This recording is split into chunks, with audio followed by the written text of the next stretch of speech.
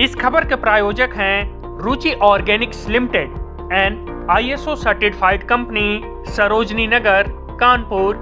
स्वतंत्र भारत में हर भारतवासी की इच्छा थी, हर भारतवासी अभिलाषा रखता था कि भारत को केवल राजनीतिक स्वतंत्रता नहीं बल्कि भारत की सांस्कृतिक स्वाधीनता भी भारत को प्राप्त हो।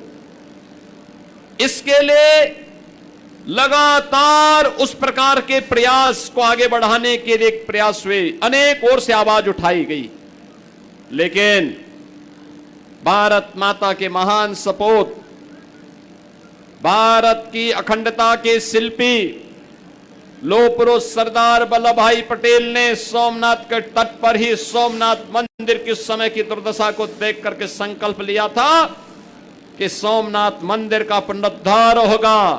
12 ज्योतिर्लिंगों में प्रथम ज्योतिर्लिंग की पुनर्स्थापना का कार्यक्रम संपन्न होगा, लेकिन इस मार्ग में बाधक बने देश के प्रथम प्रधानमंत्री पंडित जवाहरलाल नेहरू।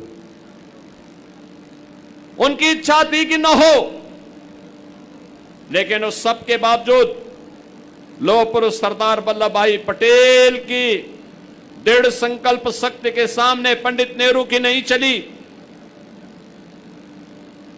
और उन्होंने जब इस कार्य को आगे बढ़ाया, मंदिर का निर्माण पूरा हुआ, प्राण प्रतिष्ठा के आयोजन को भव्यता के साथ आगे बढ़ाना था। आयोजन समिति ने तत्कालीन राष्ट्रपति डॉक्टर राजेंद्र प्रसाद जी को आमंत्रण दिया, तब भी कांग्रेस की सरकार और पंडित जवाहरलाल नेहरू उस मार्ग में बाधक बने। उन्होंने तब भी लिखा था कि इस आयोजन में नई भागीदार बनना चाहिए।